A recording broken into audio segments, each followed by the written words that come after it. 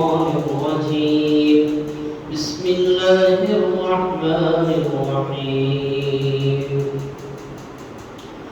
الحمد لله رب العالمين الرحمن الرحيم رب اشرح لي صدري ويسر لي أمري واحلل عقدة من لساني يفقهوا قولي رب زدني علما رب زدني علما رب زدني فهما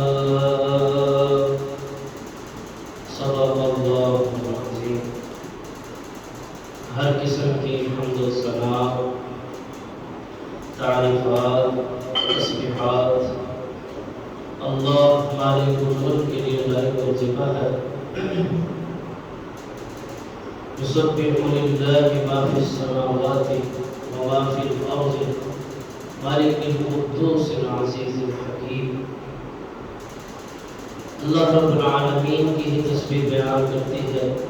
ہر وہ چیز جو آسمانوں میں ہے، ہر وہ چیز جو زمین میں ہے، وہ مالک ہے، پاک صاف ذات ہے، بڑی غالب حکمت والا ہے۔ درود و سلام امام الانبیاء امام کائنات جناب محمد رسول اللہ صلی اللہ علیہ وسلم کی ذات اقدس پر۔ آپ صلی اللہ علیہ وسلم ہمارے لیے آخری رہبر و رہنما ہیں۔ آپ صلی اللہ علیہ وسلم کے بعد اب کسی نبی نے نہیں آنا اور کسی شریعت نے نہیں آنا اور اللہ کی طرف سے کسی کتاب میں نازل نہیں ہونا۔ رسول اللہ صلی اللہ علیہ وسلم انا خاتم النبیین لا نبی بعدی، آپ صلی اللہ علیہ وسلم خود بھی آخری نبی ہیں، آپ کے بعد کوئی نبی نہیں، اور آپ پر نازل ہونے والی کتاب قرآن مجید وہ بھی آخری کتاب ہے، اس کے بعد کتاب بھی کوئی نازل نہیں ہوگی۔ اس کا مطلب یہ ہے کہ شریعت جیسی ہے ویسی ہی رہی ہے۔ پھر مزید اس بات کو مکمل کر دیا قرآن کی اس آیت میں، اليوم اکملت لکم دینکم واتممت علیکم نعمتی ورضیت لکم الاسلام دینا، کہ اللہ رب العالمین نے آج کے دن تم پر دین کو مکمل کر دیا۔ آج کے بعد اللہ کی طرف سے احکامات نازل نہیں ہوں گے، اور اللہ رب العالمین نے ایک ایسی کتاب قرآن مجید ہمیں عطا فرما دی کہ اس کے بعد ہمیں زندگی کا کوئی بھی مسئلہ درپیش ہو اس کا حل اللہ کی کتاب میں مل جاتا ہے۔ لوگ ایک موضوع پر ہزاروں لاکھوں کتابیں لکھ دیتے ہیں، لوگ ایک موضوع پر بحثیں کرتے رہتے ہیں، اور اللہ رب العالمین نے صرف ایک کتاب نازل فرمائی ہے، اور وہ بھی چند صفحوں کی، جس کی 6000 سے چند زیادہ آیات ہیں، لیکن وہ اتنی جامع اور مانع آیات ہیں کہ اللہ رب العالمین نے زندگی کے تمام مسائل کا حل، ہر دور کا حل، ہر جوان کا مسئلہ، ہر عورت کا مسئلہ، اور زندگی کے کسی بھی دور کا مسئلہ ہو، کوئی بھی مسئلہ ہو، اللہ رب العالمین نے آنے والے مسئلے کا حل بھی اس میں رکھ دیا ہے، اور گزرے ہوئے مسئلے کا حل بھی قرآن مجید میں رکھ دیا۔ یہ قرآن پاک کی خصوصیت ہے کہ اسے جس دور میں اٹھایا جائے یہ نیا ہوتا ہے، جس دور میں اٹھا کے پڑھے ہر بات اپنی نئی روم کے انسان کے سامنے لا کر رکھ دیتا ہے۔ یہ بھی اس کے رب کے کلام ہونے کی بڑی دلیل ہے۔ جب سائنس تحقیق کر ایک مقام پہ پہنچ جاتی ہے، تھک ہار کر اپنے فیصلے بدل کر جب آخری مقام پہ پہنچتی ہے اور کوئی فیصلہ کوئی بات سناتی ہے، جیسے پہلے لوگ کہتے تھے دنیا ایسے ویسے ہی وجود میں آ گئی. پھر کہنے لگے پہلے انسان بندر ہوا کرتے تھے پھر انسان بنے. اس طرح کی بہت ساری تحقیقات چلتی رہی. آخر میں آ کر سائنس نے یہ ثابت کیا کہ یہ ایک بڑے دھماکے سے بگ بینگ سے دنیا وجود میں آئی, پوری کی پوری کائنات وجود میں آئی. اور اللہ رب العالمین نے اس بات کا ذکر قرآن مجید میں پہلے ہی فرما دیا. اللہ رب العالمین نے پہلے ہی یہ بات قرآن میں بتا دی کہ یہ زمین و آسمان آپس میں جڑے ہوئے تھے, سب کی سب چیزیں آپس میں اکٹھا تھی. پھر ہم نے ایک دھماکہ کیا جس کو آج سائنسدان کہتے ہیں بگ بینگ. بڑا دھماکہ ہوا جس سے یہ کائنات وجود میں, اور رب تعالیٰ نے 1400 سال پہلے ہی قرآن مجید میں اس کا ذکر فرمایا. یعنی یہ قرآن ہر دور میں نیا ہے. اسے جب اٹھایا جائے گا, جب پڑھا جائے گا, یہ نیا نظر آئے گا. اس قرآن کی فضیلت بھی کیا کہنا ہے.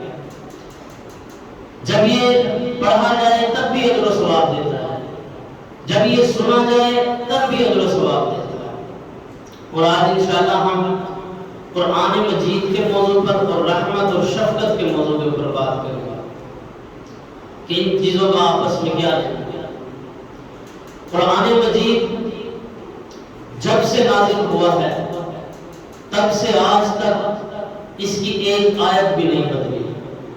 جیسا رب تعالیٰ نے نازل فرمایا تھا ویسا کا ویسا ہی ہے, حتیٰ کہ اس کی زبر زیر پیش بھی ٹس سے مس نہیں ہوئی. جو رب تعالیٰ نے جیسے نازل کیا تھا وہ ویسے ہی موجود ہے. یہ بھی اس کے حق اور سچ ہونے کی دلیل ہے. پھر قرآن مجید اگر انسان اپنے شہر سے خریدے, اپنے ملک سے خریدے, تب بھی اسے وہی قرآن ملے گا, یا کسی اور ملک سے کسی اور شہر سے خریدے تب بھی اسے وہی قرآن پاک ملے گا. جبکہ دوسری کتابوں وہ بھی رب تعالیٰ کی نازل کردہ تھی لیکن اللہ نے ان کی گارنٹی نہیں لی تھی. تورات, زبور, انجیل آج بھی اگر وہ دوسرے شہروں سے خریدی جائیں, دوسرے ممالک سے خریدی جائیں, ان کے اندر بڑا بدلاؤ پایا جاتا ہے, بڑی چینجنگز پائی جاتی ہے. اگر پاکستان سے لیں گے تو اور بائبل ہوگی, امریکہ سے لیں گے تو اور بائبل ہوگی, پھر نیو بائبل, پھر اولڈ ٹیسٹیمنٹ, نیو ٹیسٹیمنٹ, یعنی اس کی کئی قسمیں آ گئی. اس میں عقائد بھی سب کے بدلے ہوئے, کسی کے اندر کیا نظریات ہیں تو کسی کے اندر کچھ اور نظریات ہیں. ایک واحد قرآن مجید ہے کہ دنیا کائنات میں آج بھی جہاں کہیں سے بھی خریدا جائے یہ ویسا کا ویسا ہی ہے. اس کے اندر غلطی کی گنجائش نہیں. وگرنہ کوئی شخص بھی اگر کوئی کتاب لکھتا ہے تو اس کے شروع میں ہی پہلے یہ بات تسلیم کرتا ہے اور کہتا ہے کہ اگر آپ کو اس کے اندر کوئی غلطی, کوئی خطا نظر آئے تو آپ نے ہم سے اس نمبر پہ رابطہ کرنا, ہماری اصلاح کرنی ہے. اور قرآن مجید ایسی کتاب ہے کہ اللہ فرماتا ہے اسے پڑھ کر تم اپنی اصلاح کرو. یہ ایسی کتاب ہے کہ اسے پڑھ کر انسان اپنی اصلاح کرتا ہے. وَلَقَدْ يَسَّرْنَا الْقُرْآنَ لِلذِّكْرِ فَهَلْ مِن مُّدَّكِرٍ. ہم نے اس قرآن کو نصیحت حاصل کرنے والوں کے لیے بہت ہی آسان بنایا ہے. یعنی عربی تو آپ سیکھیں یا نہ سیکھیں, عربی ہمیں آئے نہ آئے, لیکن قرآن مجید نصیحت ہمیں ضرور کر سکتا ہے. اس سے انسان نصیحت بڑی آسانی کے ساتھ حاصل کر سکتا ہے. اگر حفظ نہیں کر سکا, حافظہ نہیں ہے اتنا, لیکن اس سے نصیحت پھر بھی حاصل کر سکتا ہے. کوئی بھی غم ہے, کوئی پریشانی ہے, کوئی تکلیف ہے, اس قرآن مجید کو اٹھائے. پھر جناب محمد رسول اللہ صلی اللہ علیہ وسلم کا فرمان ہے, آپ صلی اللہ علیہ وسلم نے فرمایا کہ اللہ جتنی خوشی کے ساتھ, خوش مزاج کے ساتھ قرآن مجید کی تلاوت کو سنتا ہے, اتنی خوشی کے ساتھ اللہ کسی بھی چیز کو نہیں سنتا. یعنی جب بندہ قرآن مجید قرآن کی تلاوت کرتا ہے اللہ اسے بڑی ہی خوشی کے ساتھ سنتا ہے۔ پھر آپ صلی اللہ علیہ وسلم نے ایک بات اور ارشاد فرمایا، آپ صلی اللہ علیہ وسلم نے فرمایا کہ تم قرآن مجید کو اس وقت تک پڑھو جب تک تم اسے دھیان سے پڑھ سکتے ہو، جب تک اسے سمجھ کے پڑھ سکتے ہو، توجہ کے ساتھ پڑھ سکتے ہو۔ یعنی قرآن یہ حق رکھتا ہے کہ جب اسے پڑھا جائے تو اسے توجہ کے ساتھ پڑھا جائے۔ قرآن یہ حق رکھتا ہے جب اسے پڑھا جائے تو خوشی کے ساتھ پڑھا جائے۔ قرآن یہ حق رکھتا ہے جب اسے پڑھا جائے تو اس سے نصیحت حاصل کی جائے۔ یہ کیا بات ہوئی کہ انسان قرآن مجید اٹھائے اور بس پڑھتا جا رہا ہے اور دنیا کے خیالات بھی اس کے ذہن میں آئی جا رہے ہیں اور اپنے حساب و کتاب بھی لگائے جا رہا ہے۔ رسول اللہ صلی اللہ علیہ وسلم نے اس چیز سے منع فرمایا۔ آپ صلی اللہ علیہ وسلم نے فرمایا جب تک خوشی کے ساتھ پڑھ سکو، توجہ کے ساتھ، دھیان کے ساتھ پڑھ سکو، اس وقت تک قرآن کو اٹھا کے پڑھتے ہو۔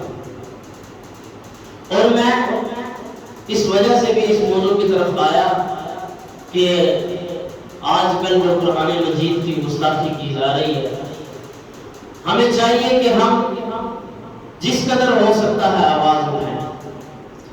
جب ہم اپنے حق کے لیے آواز اٹھاتے ہیں تو ہم اللہ کے حق کے لیے آواز کیوں نہ اٹھائیں، قرآن کے حق کے لیے آواز کیوں نہ اٹھائیں۔ جب ہمارے کسی لیڈر کو چوٹ پہنچائی جاتی ہے، دنیاوی لیڈر، وہ سیاست کا کوئی بھی ہو، اسے جب تکلیف پہنچائی جائے تو اس کی پارٹی کے لوگ فوراً کھڑے ہو جاتے ہیں اس کے حق میں اور آواز بلند کرتے ہیں۔ لیکن جب قرآن مجید کے ساتھ بدسلوکی کی جائے پھر لوگ ایک دوسرے کے چہرے دیکھ رہے ہوتے ہیں کہ فلاں شخص آواز اٹھائے گا، یہ تو اس کا حق بنتا ہے، یہ تو مولانا صاحب کا حق ہے، یہ تو قاری صاحب کا حق ہے، یہ تو مولویوں کا کام ہے۔ کیوں میرے بھائی، جس شخص نے بھی کلمہ پڑھا ہے اس کا یہ حق بنتا ہے کہ وہ آواز بلند کرے، آواز اٹھائے، اپنی زبان کو کھولے، سوشل میڈیا کے ذریعے سے، واٹس ایپ کے ذریعے سے، جس ذریعے سے بھی اپنی آواز کو پہنچا سکتا ہے پہنچائے، کہ یہ قرآن مجید کی تذلیل ہم برداشت نہیں کریں گے، قرآن پاک کی گستاخی ہم برداشت نہیں کر سکیں۔ وہ حق پر نہیں ہے پھر بھی قرآن مجید کے ساتھ یہ سلوک کرتے ہیں، اور ہم حق پہ ہوتے ہوئے بھی آواز بلند نہ کریں۔ ہم سے بڑی بدبختی کیا ہوگی؟ قرآن مجید کو ہم نے آپس پشت ڈال دیا، اس سے روگردانی کی ہے۔ آج اسی لیے ہم پوری دنیا کے اندر ذلیل ہیں، رسوا ہیں کہ ہم نے اس کتاب کی قدر کو نہ پہچانا۔ غیر مسلموں نے اس سے بہت سی چیزیں اخذ کر لی اور فائدہ اٹھا لی، لیکن مسلمان اس کو اپنی الماری کے اندر، دستوں کے اندر چھپا کر، الماری میں رکھ کر، اس پہ دھول مٹی پڑ رہی ہے، ڈسٹ اس کے اوپر پڑ رہی ہے، بس اٹھاتا ہے، صاف کر کے پھر رکھ دیتا ہے۔ یہ قرآن مجید الماریوں کے اندر سجا کر رکھنے کے لیے نہیں آیا تھا، یہ سینوں کے اندر محفوظ کرنے کے لیے آیا تھا۔ اس کے عقائد کو سینوں کے اندر محفوظ کرنا، یہ غیرت کو جگانے کے لیے آیا تھا۔ جب حضرت بلال رضی اللہ عنہ کے اوپر ظلم کیا جا رہا تھا، جب ان کو گرم پتے ریت پر لٹا کر تشدد کیا جا رہا تھا، تو حضرت بلال رضی اللہ عنہ کو جو چیز صبر عطا کر رہی تھی وہ صرف قرآن مجید کا ایک حرف تھا، ایک لفظ صرف، وہ ان کے صبر کرنے کے لیے کافی تھا۔ جب انہیں ضرب لگتی، جب انہیں چوٹ لگتی اس گرم تپتی ریت پر، ننگے بدن پر، تو چوٹ لگتے ہی ان کی زبان سے نکلتا احد احد۔ حتیٰ کہ جو حج کرنے کے لیے لوگ آئے ہوئے تھے انہوں نے دیکھا یہ احد احد کی آوازیں کہاں سے بلند ہو رہی ہیں، کیونکہ وہ حج کا موقع تھا، لوگ دوسرے شہروں سے بھی آئے ہوئے تھے حج کرنے کے لیے۔ جب انہوں نے جا کر دیکھا تو حضرت بلال رضی اللہ عنہ یہ آوازیں نکال رہے تھے کہ جب بھی انہیں چوٹ پڑتی ان کی زبان سے نکلتا احد احد احد، یعنی ایک ہے ایک ہے ایک ہے، اللہ ایک ہے، قل هو اللہ احد، اللہ ایک ہی ہے۔ یعنی یہ وہ قرآن ہے جس سے صحابہ کرام رضوان اللہ علیہم اجمعین نے صبر حاصل کیا، اور یہی قرآن ہے کہ جس کے بعد رسول اللہ صلی اللہ علیہ وسلم نے سب کی مخالفت لی۔ اس قرآن کی وجہ سے آپ صلی اللہ علیہ وسلم نے اپنے چچا سے بھی کہہ دیا تھا کہ اے چچا جان، اگر یہ میرے ایک ہاتھ پہ سورج رکھ دے اور ایک ہاتھ پہ میرے چاند رکھ دے اور مجھے کہیں کہ اس قرآن کی دعوت سے باز آ جا، تب بھی میں اس قرآن کی دعوت سے باز نہیں آؤں گا۔ بھلے ایک ہاتھ پہ میرے سورج اور ایک ہاتھ پہ چاند، میں اس دعوت کو نہیں چھوڑ سکتا، میں ان سب کو چھوڑ دوں گا، اپنے سارے رشتہ داریوں کو چھوڑ دوں گا، اپنے گھر بار کو بھی چھوڑ دوں گا، اپنے شہر قبیلے کو بھی چھوڑ دوں گا، لیکن قرآن کی دعوت کو نہیں چھوڑوں گا۔ اور پھر چھوڑا رسول اللہ صلی اللہ علیہ وسلم نے، پہلے اپنے شہر خاندان سے علیحدہ کیے گئے، پھر مکہ سے نکالے گئے، رسول اللہ صلی اللہ علیہ وسلم کو مکہ سے ہجرت کرنا پڑا صرف اس قرآن کی وجہ سے کہ رسول اللہ صلی اللہ علیہ وسلم نے اس قرآن کو نافذ کرنا۔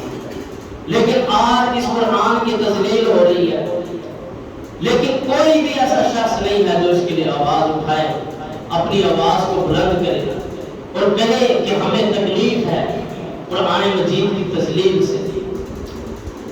ہم تو قرآن کی قدر کو نہیں جانتے، ہم نے اپنے گھروں کے اندر قرآن مجید کو اٹھانا ہی چھوڑ دیا، قرآن پاک کو پڑھنا ہی چھوڑ دیا۔ اس کی فضیلت کا تو ہمیں تب پتا ہوگا جب ہم اس کی اہمیت کو جانتے ہوں گے، ہمیں اس کی اہمیت کا اندازہ نہیں ہے۔ یہ تو بنی بنائی ہمیں چیز مل گئی ہے۔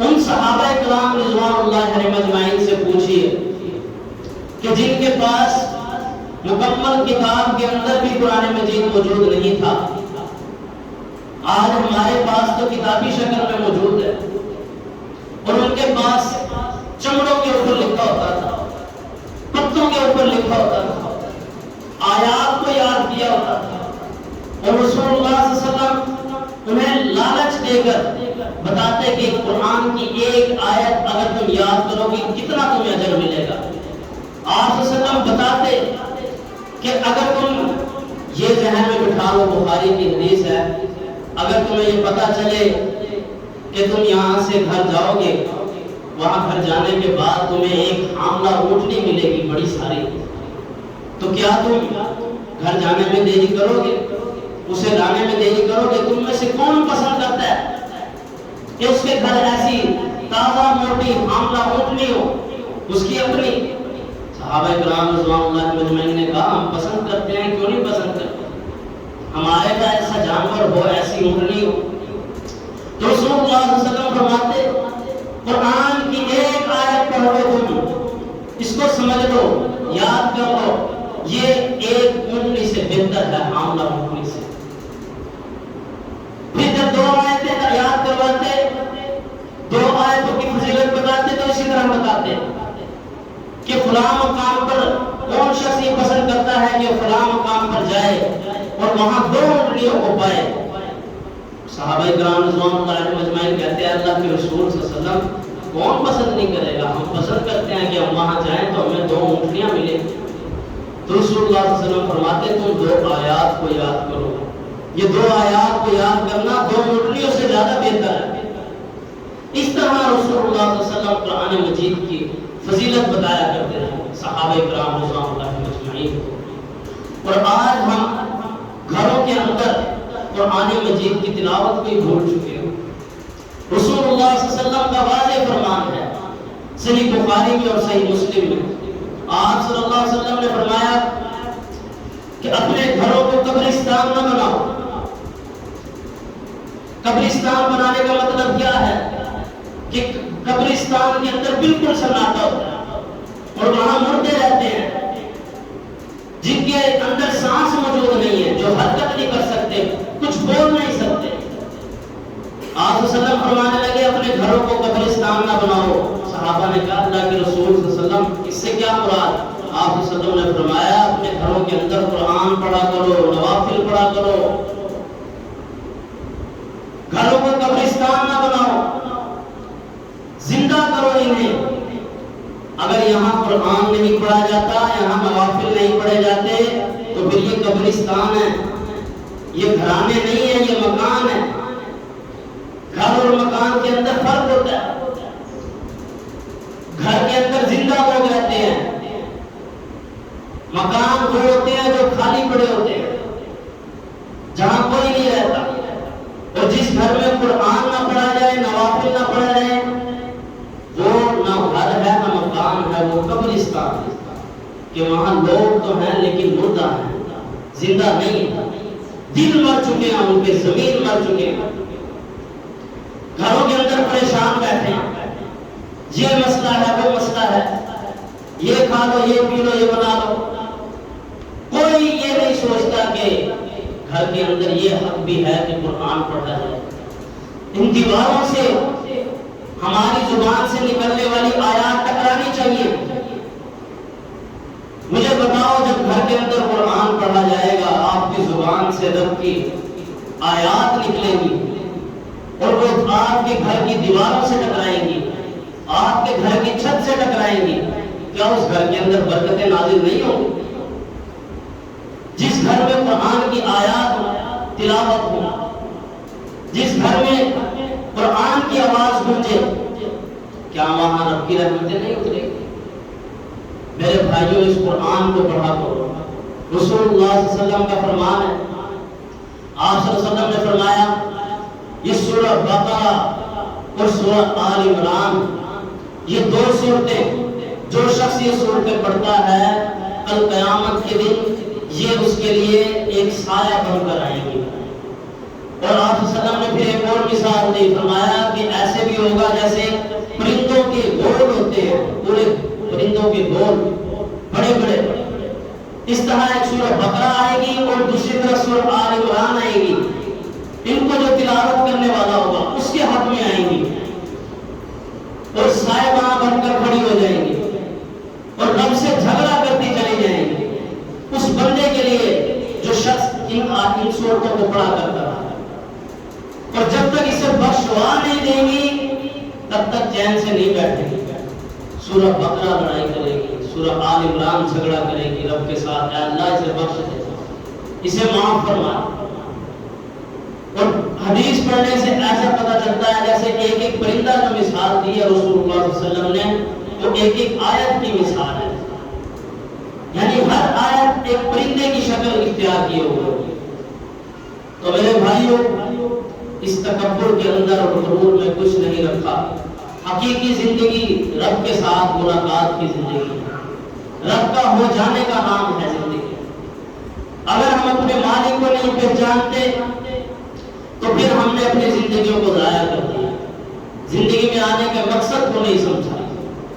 اپنے گھروں کے اندر قرآن مجید کی تلاوت کو کیجیے، جتنا ہو سکتا ہے قرآن پڑھیں، اپنے بچوں کو قرآن مجید سکھائیں. رسول اللہ صلی اللہ علیہ وسلم کا فرمان. اب قرآن مجید تو ایسی کتاب اس کی فضیلت میں کیا ہی کہا جائے. آپ صلی اللہ علیہ وسلم کا فرمان جو ایک حرف پڑھے اسے 10 نہیں کیا. پھر آپ صلی اللہ علیہ وسلم نے فرمایا کہ الف لام میم ایک حرف نہیں ہے بلکہ الف حرف، لام حرف، میم حرف. الف ایک الگ حرف ہے، لام ایک الگ حرف ہے، میم ایک الگ ہے. الف لام میم پڑھنے پہ تمہیں 30 لے کے. ایک صحابی ہیں، صحیح بخاری میں یہ واقعہ آتا ہے، حضرت اسید بن حضیر رضی اللہ عنہ. وہ ایک رات کو قرآن مجید پڑھ رہے تھے اپنے گھر کے صحن میں یا برآمدے میں، قرآن مجید کی تلاوت کرتے.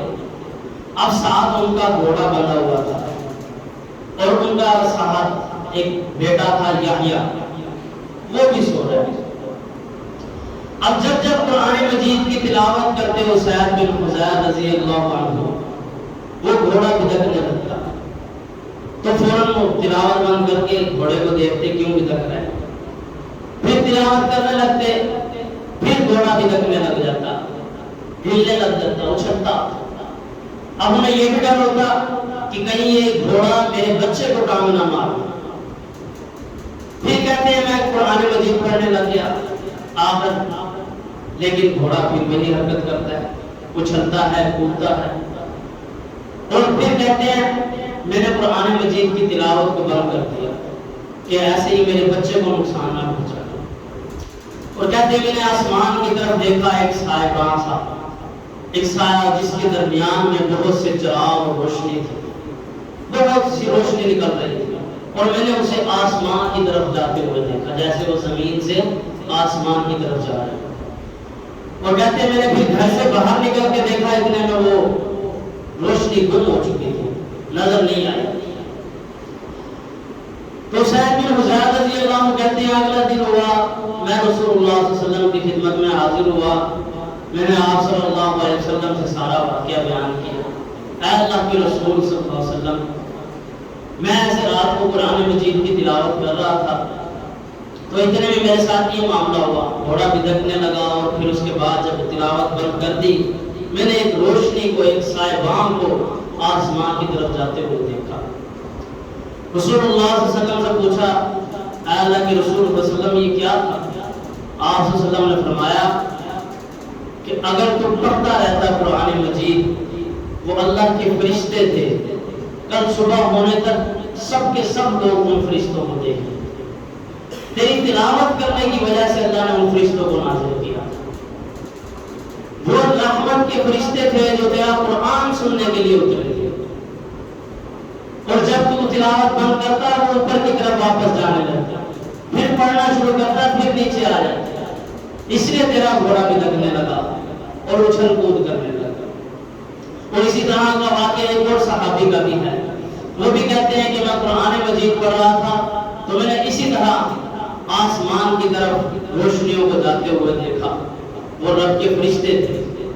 اور یہ ایسا نہیں ہے کہ صرف رسول اللہ صلی اللہ علیہ وسلم کے دور میں ہوتا تھا، آج بھی یہ ہو سکتا ہے، آج بھی رحمت کے فرشتے اتر سکتے ہیں، آج بھی رحمت اتر سکتی ہے گھروں میں۔ اسی لیے تو رسول اللہ صلی اللہ علیہ وسلم نے فرمایا کہ اپنے گھروں کو قبرستان نہ بناؤ۔ جب یہاں قرآن پڑھو گے تو رب کی رحمت کے فرشتے اتریں گے، رب کی رحمت نازل ہوگی، خوشحالی آئے گی، لیکن شرط یہ ہے کہ قرآن کو پڑھنا ہے خوش دلی کے ساتھ۔ نہیں پڑھنا آتا، زبان اٹکتی ہے تو کیا ہوا؟ اس کے بارے میں بھی رسول اللہ صلی اللہ علیہ وسلم کا فرمان ہے۔ آپ صلی اللہ علیہ وسلم نے فرمایا ایک شخص وہ ہے جو صاف روانگی کے ساتھ قرآن کو پڑھتا ہے، اور ایک شخص وہ ہے کہ جس کی زبان اٹکتی ہے، پڑھنے میں تنگی ہوتی ہے، مشکل ہوتی ہے، پڑھا نہیں جاتا اس سے، پھر بھی پڑھتا ہے۔ آپ صلی اللہ علیہ وسلم فرماتے ہیں اللہ رب العالمین اسے دوہرا اجر عطا فرمائے گا، اسے 2 گنا اجر ملتا ہے۔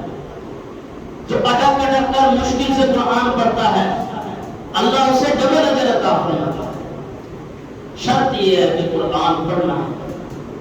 تو میرے بھائیو، اس قرآن کے لیے آوازوں کو بلند کرو، اس قرآن کی اہمیت کو سمجھو، اس کی فضیلت کو سمجھو۔ یہ اللہ کا معجزہ ہے ہمارے پاس، اس وقت سب سے بڑا معجزہ ہمارے پاس رب تعالیٰ کا یہی قرآن مجید ہے، کہ جو زندہ مثال ہے، زندہ معجزہ ہے، کہ ہم دیکھ سکتے ہیں، ہماری آنکھوں کے سامنے ہے، کہ آج تک کوئی اس کی ایک آیت کو نہیں بدل سکتا، کہ بچے ویسے کچھ بھی یاد نہیں رکھ سکتے، اپنے رشتہ داروں کے نام یاد نہیں ہوتے انہیں، اپنے چچو تایوں کے ماموں کے نام یاد نہیں ہوتے، اور پورا کا پورا قرآن رب تعالیٰ ان کے سینوں میں محفوظ کر دیتے، قرآن انہیں پورا یاد ہو جاتا ہے، ایسے پڑھتے چلے جاتے ہیں روانگی کے ساتھ۔ یہ رب کا معجزہ ہے۔ سب سے زیادہ پڑھی جانے والی کتاب پوری دنیا میں اس وقت بھی قرآن مجید ہے، لیکن دوسری اس کی تصویر یہ ہے، بغیر سمجھے پڑھی جانے والی بھی سب سے زیادہ کتاب یہی ہے۔ فضیلت یہ ہے کہ سب سے زیادہ پڑھی جاتی ہے، اور مسلمانوں کی بدبختی یہ ہے کہ وہ اسے سمجھ کے نہیں پڑھتے۔ بغیر سمجھے پڑھتے ہیں. تو قرآن مجید کی فضیلت کو سمجھیں. رسول اللہ صلی اللہ علیہ وسلم نے ایک صحابی سے پوچھا، کہا کہ مجھے بتاؤ قرآن مجید کی سب سے فضیلت والی سورت کون سی ہے؟ اس صحابی نے کہا اللہ کے رسول، اللہ اور اس کے رسول ہی بہتر جانتے ہیں، مجھے تو نہیں پتا. پھر آپ صلی اللہ علیہ وسلم نے کہا اچھا قرآن مجید کی سب سے زیادہ فضیلت والی آیت؟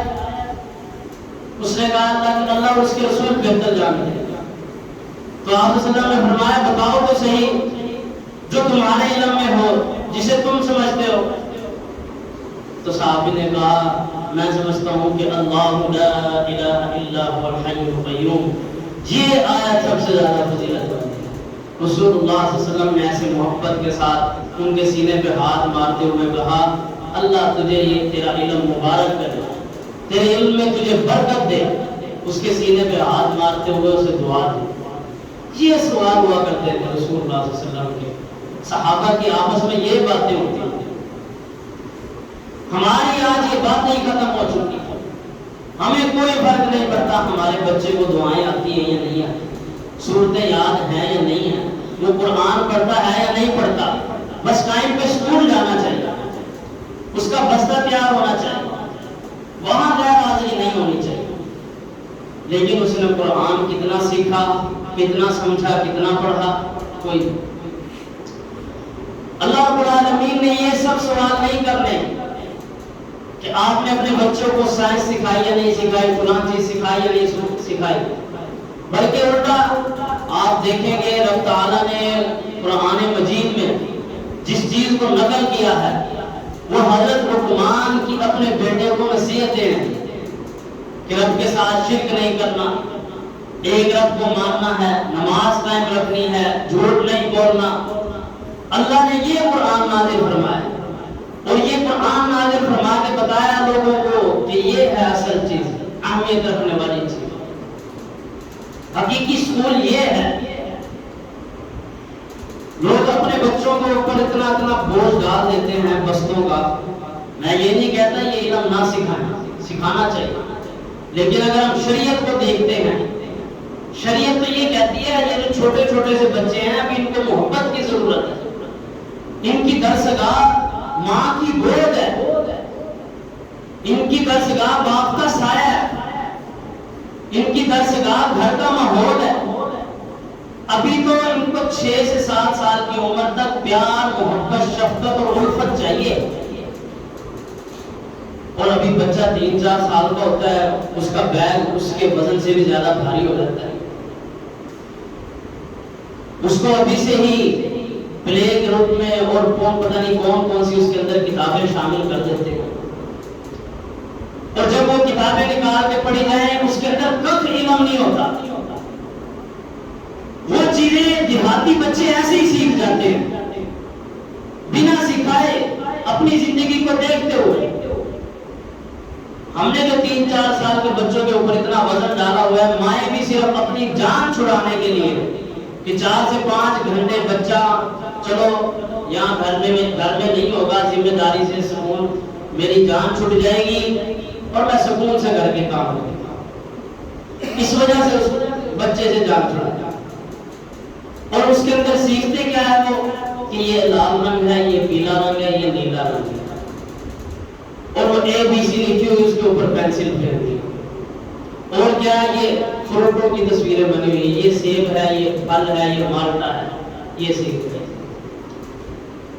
یہ چیزیں پیٹو لوگ، دیہاتی لوگ، ان کے چھوٹے چھوٹے سے بچوں کو ویسے ہی پتا ہوتی ہے جو یہاں ہم اپنے بچوں کو سکھا رہے ہوتے ہیں.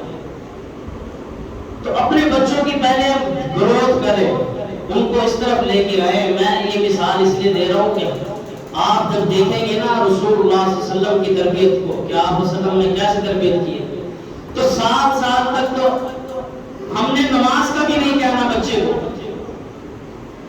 حسن و حسین سے محبت ہی کی ہے رسول اللہ صلی اللہ علیہ وسلم نے 7 سال کی عمر تک، اور کچھ بھی نہیں کیا. ماں کی گود، شفقت، محبت، بس یہی چاہیے بچے کو. اور جب وہ محبت نہیں ملتی گھر سے، اور پھر اوپر سے مزید ٹیوشن کا بوجھ بھی ڈال دیتے ہیں، اسکول کے بعد ٹیوشن بھی جانا ہے. 2 سے 3 گھنٹے ٹیوشن. تو چھوٹے چھوٹے سے بچے جنہیں بھی لوگوں کے نام نہیں پتہ چلتے، جنہیں اکثر بچوں کو ابھی اپنا نام ٹھیک سے نہیں لینا آتا، کس نے کہا ان کے اوپر اتنا بوجھ ڈالنا ہے؟ میرے بھائیوں، یہ ان کی محبت کی اور شفقت کی عمر ہے. آپ انہیں وہ سکھائیں جو وہ آسانی کے ساتھ سیکھ سکتے ہیں، اور خود سکھائیں. بہرحال میں یہ بات کر رہا تھا کہ رسول اللہ صلی اللہ علیہ وسلم نے جو ہمیں تربیت کرنے کی بتائی ہے وہ دین اسلام کی تربیت ہے. ہم نے آج دنیاوی چیزوں کے اندر تو بہت فوکس کیا اپنے بچوں کے اوپر، لیکن ہم نے انہیں دعائیں نہیں سکھائی، ہم نے انہیں قرآن پڑھنا نہیں سکھایا. ہمیں کوئی فرق نہیں پڑتا ہمارا بچہ قرآن صحیح پڑھتا ہے یا غلط پڑھتا ہے. ہمیں کوئی فرق نہیں پڑتا ہمارے بچے کو سونے کی دعا آتی ہے یا نہیں آتی. اس چیز کی ضرورت ہے، اسے زندہ کرنے کی ضرورت ہے.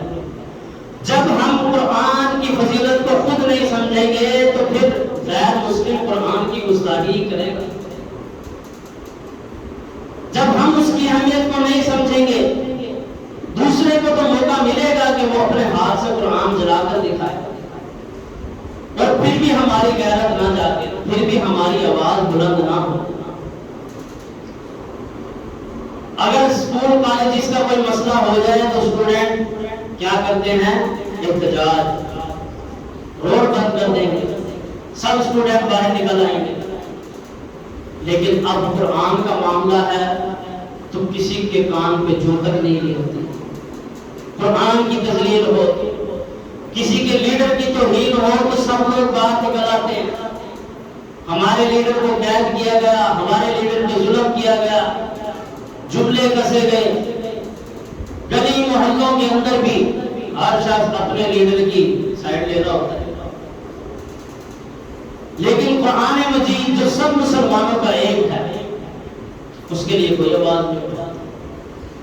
جب وہاں مسلمانوں کو تکلیف پہنچائی جاتی ہے، رسول اللہ صلی اللہ علیہ وسلم کا فرمان تو یہ ہے، آپ صلی اللہ علیہ وسلم نے فرمایا سب کے سب مسلمان ایک جسم کی مانند ہے، کہ جسم کے ایک حصے کو بھی اگر تکلیف ہو تو پورا جسم بے چین ہو جاتا ہے. آج یہ تعلیم بھی ختم ہو چکی ہے، ہر شخص کو اپنی پڑی ہے. تو میرے بھائیوں، اس قرآن کی طرف آئیں، اپنے گھروں کو قبرستان نہ بنائیں. اپنے گھروں کے اندر سورہ بقرہ کی تلاوت کریں، اپنے گھروں کے اندر سورہ آل عمران کی تلاوت کریں، اپنے گھروں کے اندر سورہ ملک کی تلاوت کریں. اس قرآن کی ایک ایک آیت قیمتی ہے. میں آخری حدیث سنا کر اپنی بات کو مکمل کرتا ہوں. اپنی زندگیوں میں ہر حصے میں، ہر دن کے کسی نہ کسی ایک حصے میں دن کے قرآن مجید کو لازمی شامل کریں. یوں سمجھیں کہ جیسے سانس ضروری ہے ویسے قرآن کی تلاوت ضروری ہے. جیسے سانس کے بغیر گزارا نہیں، اسی طرح قرآن کی تلاوت کے بغیر بھی گزارا نہیں. حضرت ابو ہریرہ رضی اللہ عنہ فرماتے ہیں صحیح بخاری کی حدیث کہ آپ صلی اللہ علیہ وسلم نے مجھے صدقہ فطر کا جو سارا مال تھا اس کے اوپر نگران بنا دیا، نگران بنا کے بٹھا دیا. اب رات کا وقت ہوا تو ایک چور آیا، میں نے اسے پکڑ لیا چوری کرتے ہوئے. تو میں نے اسے کہا کہ تو یہ کام کیوں کر رہا ہے؟ اس نے کہا کہ میرے بچے ہیں، میرے اوپر رحم شفقت کھائیں، تھوڑا رحم کریں، یہ مسئلہ ہے. ابو ہریرہ رضی اللہ عنہ نے ترس کھا کے اسے چھوڑ دیا. تو اگلے دن صبح کو رسول اللہ صلی اللہ علیہ وسلم کے سامنے ابو ہریرہ رضی اللہ عنہ نے ساری بات رکھی کہ ایسے کر کے چور آیا تھا قیدی، میں نے اسے رہا کر دیا. تو آپ صلی اللہ علیہ وسلم نے فرمایا وہ جھوٹا تھا، جھوٹ بول رہا تھا مجھ سے، آج پھر آئے گا. اگلے دن پھر آ گیا، پھر اس سے چوری کرتے ہوئے پکڑا. ابو ہریرہ رضی اللہ عنہ نے کہا ہاں تو کیا تھا، اب نہیں آؤں گا. اس نے کہا اللہ بڑی مجبوری ہے، مجھے چھوڑ دے، میں بڑا مجبور تھا، اس وجہ سے مجھے یہ کام کرنا پڑا، آج کے بعد اب کبھی نہیں کروں گا یہ کام. ابو ہریرہ رضی اللہ عنہ کو پھر اس پہ رحم آ گیا، اسے چلو چھوڑ دیا جا. اب پھر اگلے دن بتایا رسول اللہ صلی اللہ علیہ وسلم کو، آپ صلی اللہ علیہ وسلم نے فرمایا کہ وہ واپس آئے گا، وہ تجھ سے جھوٹ بول رہا تھا. تیسرا دن ہوا پھر آ گیا واپس. ابو ہریرہ رضی اللہ عنہ کہتے ہیں آپ رسول اللہ صلی اللہ علیہ وسلم کی بات پہ مجھے بھی یقین تھا کہ اس نے واپس لازمی آنا ہے، لہٰذا میں بھی تیار بیٹھا تھا، اونگ بھی نہیں آنے دی، خود کو سویا بھی نہیں. جیسے ہی وہ آیا نا چوری کرنے لگا، میں نے اسے پھر پکڑ لیا. میں نے اسے کہا کہ تجھے آج تو میں کسی حال میں بھی نہیں چھوڑوں گا. دوسرے کہا کہ میں ایسی چیز بتاتا ہوں کہ اس کے بعد تیری کبھی چوری نہیں ہوگی اور تجھے کوئی تکلیف نہیں پہنچا سکے گا. ایک ایسی چیز بتاتا ہوں، پھر مجھے چھوڑ دے. ابو ہریرہ رضی اللہ عنہ نے کہا ایسا کیا ہے جو مجھے نہیں پتا. تو اس نے کہا کہ شیطان بھی تیرے قریب نہیں آ سکے گا، مال کو نقصان نہیں پہنچا سکے گا، اور اللہ تیری بھی حفاظت کرے گا. اس نے کہا ایسے کیا چیز ہے؟ تو اس نے بتایا چور نے کہ وہ آیت الکرسی ہے، اللہ لا الہ الا هو الحی القیوم. اگر تو یہ پڑھ کے اپنے مال پہ اور مجھ پہ اپنے آپ پہ بھوک مار لے تو تیرے قریب نہ شیطان آ سکتا ہے نہ کوئی تکلیف دہ چیز آ سکتی ہے، تجھے کوئی نقصان نہیں پہنچا سکتا، نہ تیرے مال کو کوئی نقصان پہنچا. اگلا دن ہوا پھر رسول اللہ صلی اللہ علیہ وسلم کی خدمت میں حاضر ہوئے ابو ہریرہ رضی اللہ عنہ. کہا اللہ کے رسول صلی اللہ علیہ وسلم کل رات میرے ساتھ یہ بات کر کے گیا ہے. جاتے ہوئے اس نے کہا کہ میں تجھے ایسی چیز بتا کے جاتا ہوں کہ تیرے مال کو بھی نقصان نہیں پہنچے گا، اس کے بعد نہ شیطان قریب آ سکے گا اور نہ ہی تجھے کوئی نقصان پہنچا سکے. تو آپ صلی اللہ علیہ وسلم نے فرمایا تھا تو وہ جھوٹا، بات وہ سچی کر گیا ہے. اور پھر آپ صلی اللہ علیہ وسلم نے بتایا کہ وہ شیطان تھا، شیطان تھا وہ جو انسانی شکل میں آیا تھا وہ شیطان، لیکن بات وہ سچی کر کے گیا ہے. تو یہ ہے قرآن کی فضیلت کہ قرآن کی صرف ایک آیت، آیت الکرسی، اللہ لا الہ الا هو الحی القیوم، جو بندہ پڑھ کر پوری آیت اپنے اوپر پھونک لے اور اپنے مال کے اوپر پھونک لے. جیسے کوئی بندہ اپنی سواری کھڑی کرتا ہے، اس کے اوپر پھونکتے اسے لاک کرنے کے بعد تو انشاءاللہ اس کے مال کو نقصان نہیں ہوگا، وہ کہیں نہیں جائے گا.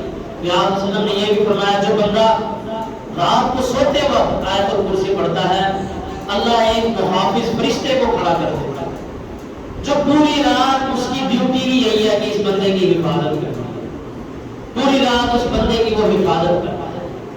تو یہ میرے بھائیوں قرآن مجید کی فضیلت ہے. اس کی ایک ایک آیت کے اندر اللہ نے بڑی اہمیت رکھی ہے. اللہ رب العالمین ہمیں قرآن مجید کو سمجھ کر اس کا حق ادا کرنے کی توفیق عطا فرمائے اور اس کی تلاوت کرنے کی توفیق عطا فرمائے. آخر دعوانا